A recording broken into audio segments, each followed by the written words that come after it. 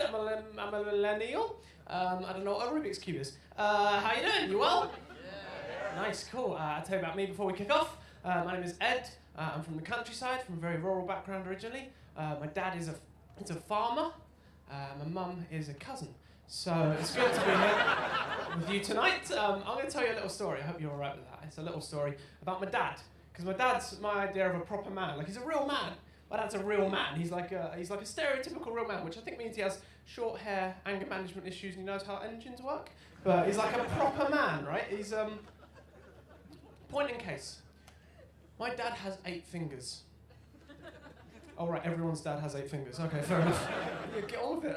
He's got 8 fingers. Here's the weird part about that. Until I was 17, I didn't mention it. Didn't mention the fact that he only had 8 fingers. Never mentioned. He's missing 2 fingers. 1 off each hand, so he did not learn. He is missing 2 fingers, right? I didn't mention it at all. Like, occasionally I'd pass my brother on the hallway at Christmas and I'd be like, Jack, have you seen Dad's hands? And he'd be like, yeah, and we just wouldn't talk about it. Just not allowed to talk about it because he didn't bring it up until I was 17. When I was 17, I went to my first ever house party. I got drunk for the first time in my life. I got dropped off at 8:30, I drank a bottle of Prosecco, and I got picked up at 8:45 crying. Because I'm a lad!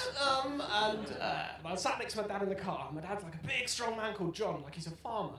And he was sat there, and I was like, I want to chat to Dad. I want to have a little moment with Dad. I want to have a chat with Dad. I don't know what to talk about. And then I saw his big, live long and prosper hands on the steering wheel, and I was like, that's it! Talk about them! Here's the thing, with that, you don't want to upset anyone. Like, I didn't want to elicit any bad memories of his past. I didn't want to upset him. Maybe he's still sensitive about it. I didn't know.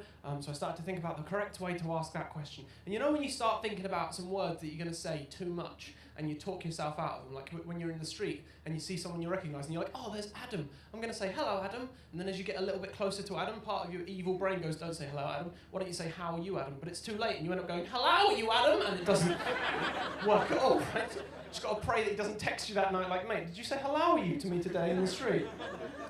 I did that. I got in my own head. I started to think it over and over again, and I panicked. And in the end, 17-year-old Ed screamed the words, "Where have your fingers gone, John?" That's not how you ask that question, is it? That's a poem. He got really mad, and he went, "Cut him off," and I was like, "Bleh," and then we didn't talk ever again. Didn't talk about it ever again until 2 years ago. 2 years ago, I was in the kitchen with my mum at Christmas. We were a little bit drunk. My mum's a brilliant person. Like, she's the kindest. My mum is like a little housewife, country housewife. She describes herself as a plump country housewife. If you're struggling to picture her, she looks like a bad wizard turned a peach into a woman.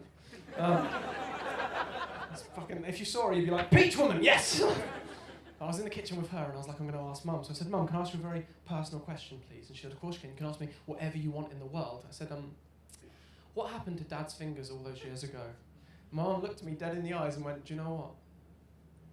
I've never asked.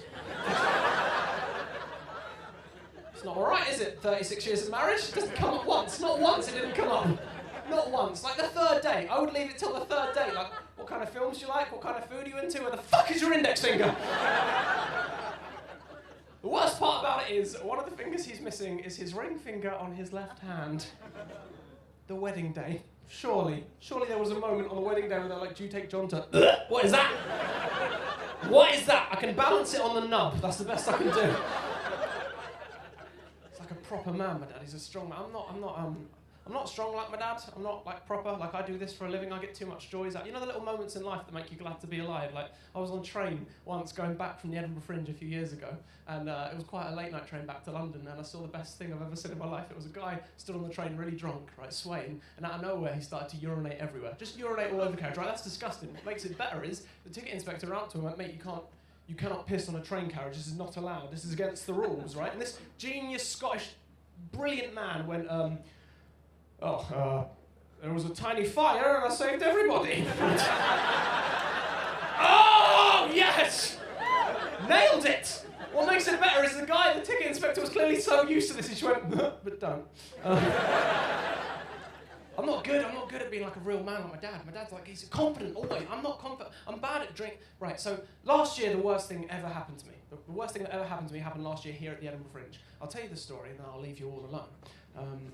I came here last year and I budgeted myself £50 a week to live on, which is smart, right? That's enough for like pasta and like water and stuff. So I was like, that's a good plan. And then on the second day, I went out for drinks, and I was like, I can probably buy some friends, and I ran out of all my money. Yeah, it was a bad move. I'm young, never going to own property. So I ran out of money. The last drink I bought took my balance on my card down to £1.99. I didn't know I was broke, but I was. So I drank my drink, and it was about 6 a.m, and I walked back to my flat. I went back to my flat alone because my friends who I was sharing a flat with had found some lovely ladies to have a sleepover with. So I went back to my flat alone. I sat down in my house, and I was very drunk, and I was like, I'm drunk, I'm going to order a pizza for breakfast. That seems like a great thing to get me through the day. So I tried to order a pizza for breakfast, but I only had £1.99 on my card. It didn't work.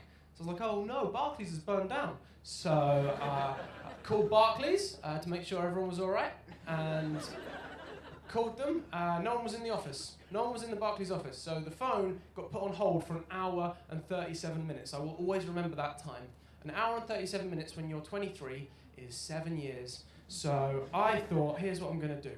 I'm going to take the phone off loudspeaker. I'm going to put it down next to me. When whoever picks up the phone, the classical music they're playing will stop, and I'll hear, I'll pick it up, I'll answer it, everything will be fine. That was my plan. So I took the phone off loudspeaker, I put it down next to me, and I got on with my day. Now, I was alone in my flat that day, and I was very drunk, and I had my laptop open, and I'm 23, and I was drunk, and I was alone, and I had my laptop open, and I'm 23, and I was drunk, and my laptop's got the internet, and the internet has loads of websites, guys. You should check it out. So I had a little bit of me time, lit some candles, put some menu on, ran a bath. It was nice. It was special. Does everyone know what I'm talking about? Good, wank, good. So I was going at it, right? Really? You know. I'm not gonna. No, BBC can't say that. I was having some me time, and here's a fun fact for all of you guys. I'm not sure when Darryl from Barclays picked up the phone, but he did, and he was listening to me for about 10 minutes. Right? I can only imagine he was sat on the other end of that phone going, fuck, I hope he's churning butter, because this is gross. This is a bad Wednesday for me. Eventually I realised what I'd done. I picked up the phone, I was like, I'm so sorry, no one deserves this at their day of work. I apologise, this is a bad thing that I've done to you, sir, and you can be anything you want. And I think you'll agree, Darryl from Barclays could have been offended, he could have been disgusted, he could have been anything he wanted to be in that moment. When I picked up the phone and I said, I'm so sorry, are you still there? I'm so sorry. Darryl from Barclays greeted me with the words, oh, you're all finished now, which...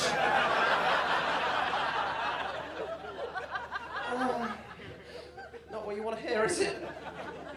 We finished the call. We did finish the call because we'd been on hold for so long. We got to the end of the call, and Darryl from Barclays said, "Right, Mr. Hedges, that's you all finished for the second time." He said, "Have you got any questions for me?" And I said, "Yes, Darryl from Barclays. I've got one very important question for you, sir. Is this going to be used for training purposes?" Yes. Thank you very much for listening to me. I've been Edd Hedges. I'll see you later. Bye.